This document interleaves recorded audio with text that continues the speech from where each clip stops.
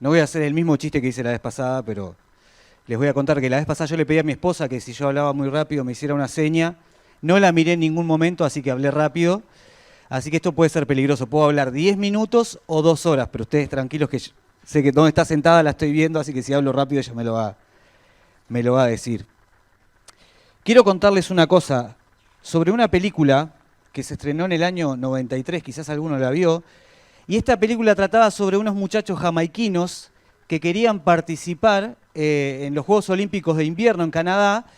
¿La viste, Gustavo? Bien, está. O sea, igual no voy a spoilear nada porque esta película tiene como 22 años, o sea que si usted no la vio, ahora no creo que la vaya a ver. Pero bueno, estos muchachos querían participar en los Juegos Olímpicos de Invierno, querían en una especie de deporte que es como una carrera de trineos, no me salía la palabra. En realidad no es como un trineo, porque es más como un zapato. Sí. Bueno, vivían en Jamaica, ¿se imaginan cuál sería el clima de Jamaica? Nieve cero, ellos no conocían la nieve, no conocían el frío, pero querían estar en los Juegos Olímpicos de Invierno. Entonces, bueno, en esta película consiguen un entrenador que resulta ser un entrenador que estuvo en los Juegos Olímpicos de Invierno, pero era medio fracasado porque este entrenador había llegado 2 veces a la final, pero había hecho trampa, entonces lo habían sacado del Comité Olímpico. Entonces ellos consiguen este entrenador, empiezan a entrenar, los muchachos cero disciplina, cero nada, desastrosos en el deporte, ¿no? Logran clasificar para los Juegos Olímpicos y llegan a Canadá, ¿no? Y ahí se encuentran con un montón de dificultades. No tienen trineo, el trineo que tienen está hecho pedazo totalmente. Empiezan a entender que necesitaban tener disciplina, necesitaban dejar algunos vicios que tenían, empezar a llevarse bien entre ellos y logran empezar a funcionar como un equipo. Entonces logran llegar hasta la final. Pero le pasan un montón de adversidades porque incluso les sabotean el trineo, ¿no? Y cuando llegan el día de la final, se les rompe el trineo porque se los habían saboteado. Y bueno, estos muchachos lo que hicieron fue separaron, tomaron el trineo en sus hombros, estos 4 muchachos, y caminaron hacia la meta. Y esta película en realidad es una historia real que sucedió de verdad, ¿no? Y estos atletas, cuando llegaron al final, les preguntaron por qué se pararon y siguieron, ¿no? Y ellos les dijeron que lo único que querían era llegar a la meta, culminar la carrera. No importaba si llegaban primeros, si ganaban la medalla o no, ellos querían finalizar. ¿Qué tiene que ver todo esto que conté ahora con una película que seguramente ustedes no van a ver, con lo que vamos a hablar en esta noche? Quiero invitarlos a que podamos abrir la Biblia en Hebreos 12. Este capítulo que viene después de lo que conocemos como la Galería de los Héroes de la Fe. Y vamos a leer hasta el 11. Por tanto, nosotros, también teniendo en derredor nuestro tan gran nube de testigos, despojémonos de todo peso y del pecado que nos asedia, y corramos con paciencia la carrera que tenemos por delante. Puestos los ojos en Jesús, el autor y consumador de la fe, el cual, por el gozo puesto delante de él, sufrió la cruz, menospreciando lo oprobio, y se sentó a la diestra del trono de Dios. Considerad a aquel que sufrió tal contradicción de pecadores contra sí mismo, para que vuestro ánimo no se canse hasta desmayar. Porque aún no habéis resistido hasta la sangre, combatiendo contra el pecado. Hebreos capítulo 12, por si alguno se perdió ahí, ya estoy en el versículo 4. Porque aún no habéis resistido hasta la sangre, combatiendo contra el pecado. Y habéis ya olvidado la exhortación que como a hijos se os dirige diciendo: Hijo mío, no menosprecies la disciplina del Señor, ni desmayes cuando eres reprendido por Él. Porque el Señor, al que ama, disciplina y azota a todo aquel que recibe por hijo. Si soportáis la disciplina, Dios os trata como a hijos. Porque, ¿qué hijo es aquel a quien el Padre no disciplina? Pero si se os deja sin disciplina, de la cual todos han sido participantes, entonces sois bastardos y no hijos. Por otra parte, tuvimos a nuestros padres terrenales que nos disciplinaban y los venerábamos. ¿Por qué no obedeceremos mucho mejor al Padre de los Espíritus y viviremos? Y aquellos, ciertamente por pocos días, no disciplinaban como a ellos les parecía. Pero para lo que nos es provechoso, para que participemos de su santidad. Es verdad que ninguna disciplina al presente parece ser causa de gozo, sino de tristeza, pero después da fruto apacible de justicia a los que en ella han sido ejercitados. Creo que hemos leído este pasaje varias veces, cada uno de nosotros, ¿no? Y saben que de esto que leímos recién, lo primero que a mí siempre me resonaba y traté un poco de estudiar y de investigar es la primera frase del primer versículo que dice, teniendo en derredor nuestro tan grande nube de testigos. En esta frase que podemos leer al comienzo del pasaje, el autor visualiza a estos antiguos campeones de la fe como espectadores desde el cielo, ¿no? Es como que si nosotros estuviéramos ahí a punto de comenzar a correr una carrera y ellos estuvieran en una grada observándonos como si fuera una competencia atlética, como le pasaba a estos jamaiquinos. Entonces anoté 4 cosas que puedo apreciar de esto que me llamaba la atención, de esta frase. Lo primero es que la idea de los héroes de la fe pasando como espectadores mientras vivimos vida de fe, perdón, tengo un problema y es que mi esposa me dijo, lleva los lentes y yo no le hice caso y ahora no veo nada. Les decía que la idea de los héroes de la fe del pasado como espectadores mientras vivimos vidas de fe ha hecho a algunos pensar que en el cielo, o sea, la gente que está en el cielo, puede observar lo que está pasando en la tierra. No sé si alguna vez escucharon esto, yo lo he escuchado, es más, este año en febrero, durante las campañas, un joven me vino a preguntar si la gente que estaba en el cielo nos podía observar. Le dije, déjame pensar la respuesta y me dejó pensando, así que si me está escuchando esta reunión, acá tengo su respuesta. Este pasaje puede sugerir esto, ¿no? Esta frase, pero no es concluyente para decir que realmente es así.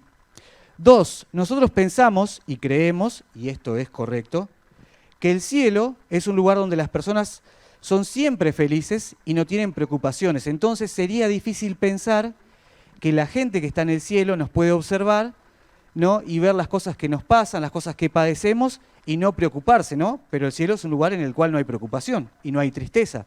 Y cuando uno se preocupa por lo general, aparece la tristeza. Entonces también sería difícil pensar que esto pueda ser de esta manera, ¿no? Que la gente del cielo nos pueda estar observando.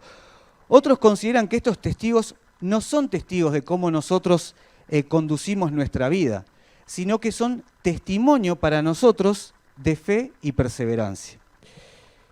Y por último, tanto para los griegos como para los latinos, a menudo se usaba este término de nube para expresar un gran número de personas.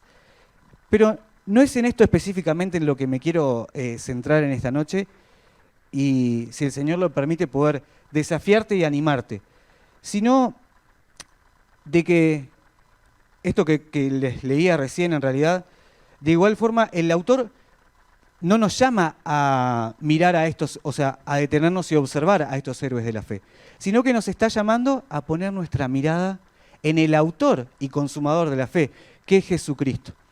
Pero también nos alerta y nos exhorta a no desmayar ni desanimar. Y hay una palabra que se destaca acá, que quiero que hagan el ejercicio de ver qué es lo primero que se le viene a la cabeza cuando yo les diga cuál es la palabra, que no nos resulta tan amigable, y es disciplina. Tal vez alguno cuando escucha esta palabra lo primero que piensa es un padre castigando a su hijo, ¿no? Por un error que cometió, porque no se portó mal, no hizo caso, ¿no, Mateo? Y ese hijo es disciplinado. Pero también lo podemos pensar desde la perspectiva, por ejemplo, deportiva, ¿no? Las disciplinas deportivas, pero además cuando uno empieza un deporte o se anota al gimnasio, tiene que ser disciplinado, ¿no? Para ir, constancia, para estar. Y me gustaría que pensáramos en la disciplina de esta manera, ¿no? No como un castigo.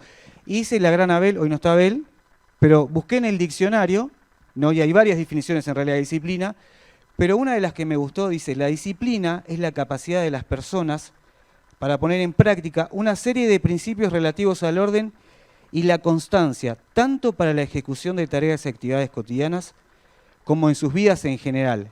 En este sentido, la disciplina supone la capacidad de controlar los impulsos, sobre todo aquellos que nos apartan de los objetivos y más bien nos inclinan al goce de los placeres más inmediatos. Puse el ejemplo del gimnasio, ¿no? yo no me anoto en un gimnasio porque ya me da pereza ir a anotarme, ¿no? Pero me anoto en el gimnasio, entonces estoy por salir ahí y hay bizcochos de lo que me gustan y si no soy disciplinado, cedo ante la tentación y me siento a tomar mate como los bizcochos y el gimnasio, bueno, sí, llego hasta la puerta del gimnasio y doy la vuelta, ¿no? Pero me gustó esta definición que había de disciplina. Siguiendo luego con el pasaje que estábamos leyendo, ¿no? En los versos del 4 al 7, podemos ver primero los juicios que vienen del mundo y del pecado, ¿no? Y estos que debemos soportar mirando a Cristo para que por medio de su gracia nos permita superarlos, ¿no? Ahí podemos pensar, por ejemplo, en nuestra vieja naturaleza, en las consecuencias de nuestro pecado, de nuestras decisiones. Pero también tenemos la corrección y la disciplina, y podemos pensar en las pruebas también que provienen de Dios, que sin ninguna variación también debemos soportar mirando a Cristo para que por medio de su gracia nos permita superarlas. Y mientras pensaba en este pasaje y lo leía una y otra vez, pensaba en que, ¿por qué no considerar que tenemos que aprender que las aflicciones son como correcciones enviadas por nuestro Padre Celestial para nuestro propio bien espiritual, ¿no? Y si hablamos de aflicciones y de circunstancias difíciles, seguramente a cada uno de nosotros se nos pueda venir a la cabeza el ejemplo de hermanos que las están pasando difíciles, ¿no?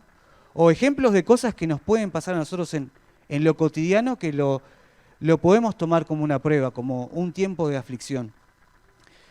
Y enseguida pensaba en algunos síntomas que aparecen cuando estamos pasando por situaciones difíciles, por tiempo de aflicción, por tiempo de prueba, ¿no? La primera que podemos pensar es en tristeza, pero también pensaba en algunas que capaz no vemos tanto, que están ahí pero no detenemos el ojo, como por ejemplo la queja, ¿no? ¿Por qué a mí?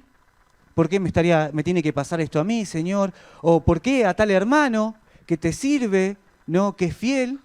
Y nos olvidamos que la Biblia dice que muchas son las aflicciones del justo, pero que todas ellas Jehová lo librará. También a veces caemos en comparaciones cuando estamos en tiempos de prueba, ¿no? ¿Por qué a mí me tiene que tocar esto y al otro que esto, aquello, lo otro, no le pasa nada o le pasa algo simple? ¿Por qué a mí se me rompe el auto 4 veces, lo tengo que volver a llevar al taller, ¿no? Algo que les puedo dar fe que pasa, ¿no? Y al otro no le pasa absolutamente nada, ¿no? También puede surgir el enojo, ¿no? Enojarnos con Dios, con la iglesia, ¿no? Con los hermanos. Y también podemos sentir frustración cuando estamos pasando por estos momentos, ¿no? Y pensaba, ¿cómo podemos seguir en medio de la prueba y la aflicción? Y el mismo pasaje que leíamos recién responde esta pregunta. Quiero que leamos del 2 al 4, yo se los voy a leer en la Nueva Traducción Viviente. Dice, esto lo hacemos al fijar la mirada en Jesús, el campeón que inicia y perfecciona nuestra fe debido al gozo que le esperaba. Jesús soportó la cruz sin importarle la vergüenza que éste representaba. Ahora está sentado en el lugar de honor, junto al trono de Dios. Piensen en toda la hostilidad que soportó por parte de pecadores. Así no se cansarán ni se darán por vencidos. Después de todo, ustedes aún no han dado su vida en lucha contra el pecado. Los padecimientos de Cristo en la cruz como motivación a seguir adelante. Y me gusta imaginarme cuando estoy leyendo la Biblia, entonces leía este versículo 4 acá y pensaba como alguien diciéndonos, pero ¿de qué te quejás? ¿O qué te enojás? ¿O qué comparás si tú no padeciste lo que Cristo padeció, no? No es nada comparado a lo que Cristo padeció. Nada es semejante a eso. Eso lo tenemos claro. Cristo soportó la cruz sabiendo el gozo que le esperaba.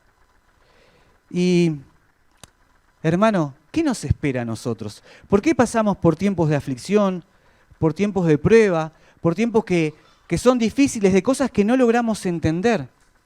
No, Cristo sabía lo que le esperaba de su obra en la cruz. Pero a nosotros, ¿qué nos espera?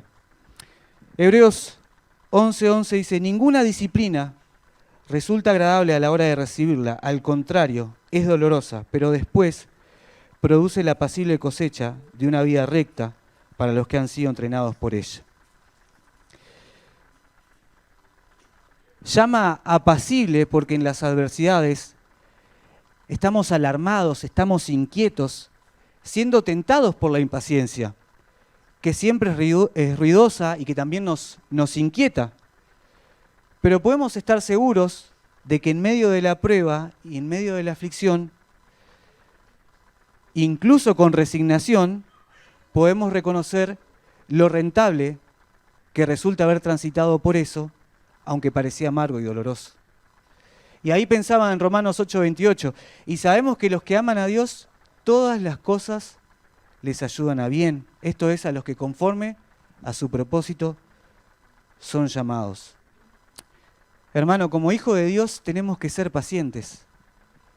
Claro que el momento de prueba, de aflicción, es difícil, ¿no? Ese momento de disciplina es difícil, por supuesto que sí, pero somos llamados a ser pacientes, sabiendo que todo lo que pasa en nuestra vida, sea bueno o malo, obra para nuestro bien. Esto no quiere decir que todo nos va a ir bien y que el camino va a estar súper allanado, ¿no? Sino que todo lo que pasa en nuestra vida va a tener un fin que es para nuestro bien.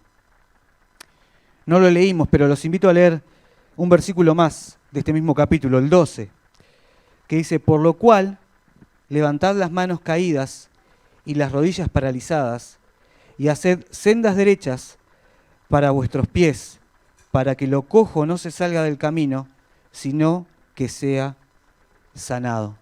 Hermano, la disciplina, las pruebas y aflicciones de este tiempo presente deben ser un motivo más para fortalecer nuestra santidad, en el Señor. Pensaba en estos síntomas que surgen cuando estamos pasando por tiempos de aflicción. Y cuando estamos siendo probados, ¿no? Cuando estamos en tiempos difíciles, por lo general nuestra fe flaquea. Y pensaba en el ejemplo del óxido. No sé si saben cómo trabaja el óxido o si lo vieron trabajar alguna vez. Aparece como algo muy chiquitito ahí y empieza a corroer y se come cualquier metal. Y cuando estamos en tiempos difíciles, si no afirmamos nuestra santidad en el Señor, el pecado en nuestra vida puede aparecer así como ese pequeño óxido que empieza a corroer y corroer nuestra santidad. Que podamos tomar el tiempo de sufrimiento, de dolor, de prueba, como un tiempo para poder afirmar nuestra santidad en el Señor. Y me gustaría leer 2 versículos más, el 14 y el 15. Seguid la paz con todos y la santidad, sin la cual nadie verá al Señor. Mirad bien, no sea que alguno deje de alcanzar la gracia de Dios, que brotando alguna raíz de amargura os estorbe, y por ella muchos sean contaminados. No solo las pruebas y los tiempos de aflicción, somos tentados a desviar nuestra mirada en Cristo.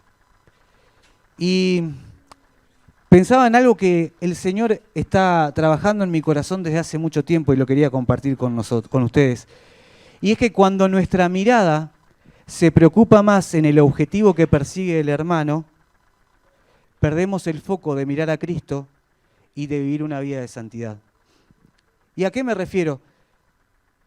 ¿Cuántas veces entramos en un tipo de bucle en el que solamente nos preocupa o nuestra mirada está puesta en lo que el hermano hace o no hace, o en cómo el hermano se comporta o no se comporta, o incluso miramos si ese hermano que está haciendo algo que está mal fue reprendido por las autoridades de la iglesia, ¿no? Y muchas veces eso abre la puerta, por ejemplo, a la murmuración, ¿sí? A la queja, a las comparaciones, ¿no? De por qué a fulano que en su vida cotidiana es tal cosa no le dicen nada, pero yo si falto a la cena, alguien me pregunta por qué falté a la cena, ¿no? Nos hace enojarnos contra el liderazgo de la iglesia, contra los hermanos, nos genera frustración.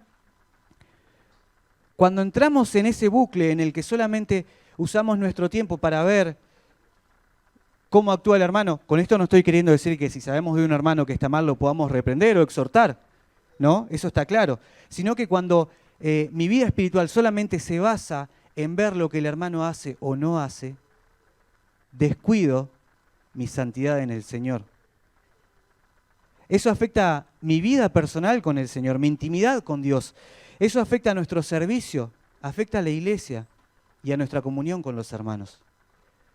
Entonces, quería en esta noche solamente brevemente a que si estás desanimado, si estás pasando por un momento de aflicción, que puedas poner tus ojos en el autor y consumador de la fe. Que puedas cuidar tu santidad, sí, que sea una disciplina diaria el cuidar tu santidad, tu intimidad con Dios. Si estás en este momento en lo que mencionaba recién, de solamente tener tu mirada puesta en lo que hace el hermano o en el objetivo que persigue el hermano, que puedas redirigir tu mirada nuevamente a Cristo y vivir una vida de santidad. Querido hermano, no dejes que tu servicio a Dios se afloje. Lleva a Dios aquello que esconde el desaliento. Detrás del desaliento por el cual todos hemos pasado, el desánimo, siempre hay algo. Eso, llévaselo a Cristo. No dejes que tus oraciones se debiliten a través del dolor, ¿no? No sé si les ha pasado cuando estamos pasando por algún momento de dolor o algo, ¿no? Por lo general lo primero que descuidamos es la vida de oración. Pero, hermano, busca a Dios en oración. No dejes que el dolor las debilite, sino que sean ellas las que fortalezcan las débiles rodillas. Quiero invitarlos a orar y que podamos pensar en cada uno de nosotros. Que el Señor realmente fortalezca nuestras vidas, pensando en que ya ha pasado la mitad del año, que nuestros ojos puedan estar puestos en Él. Y también que quizás podamos pensar en aquellos hermanos que están pasando por momentos difíciles, de aflicción, de dolor, que su mirada pueda estar puesta en Cristo. Oramos. Te damos gracias, Dios, por tu palabra. Gracias porque en ella podemos encontrar fortaleza, Señor, podemos encontrar consuelo. Queremos rogarte a que podamos vivir vidas que sean disciplinadas, que busquen la santidad en ti, Señor, que busquen la intimidad contigo, que nuestra mirada pueda estar puesta en ti, Señor. Que no desviemos nuestra mirada a pesar de las circunstancias, que tengamos presente que todo lo que sucede en nuestra vida, Señor, obra para bien. Te agradecemos, Señor, porque tú eres soberano. Gracias porque, Señor, tú tienes el control de cada cosa que sucede en nuestra vida. Quiero pedirte por cada uno de los hermanos que está aquí, Señor. Tú conoces su corazón, sabes cómo están, Señor, obra en ellos y también que estés obrando en aquellos que sabemos, Señor, que están pasando por momentos difíciles. Que en nuestra debilidad, Señor, podamos poner nuestros ojos en ti. En el nombre de Jesús, amén.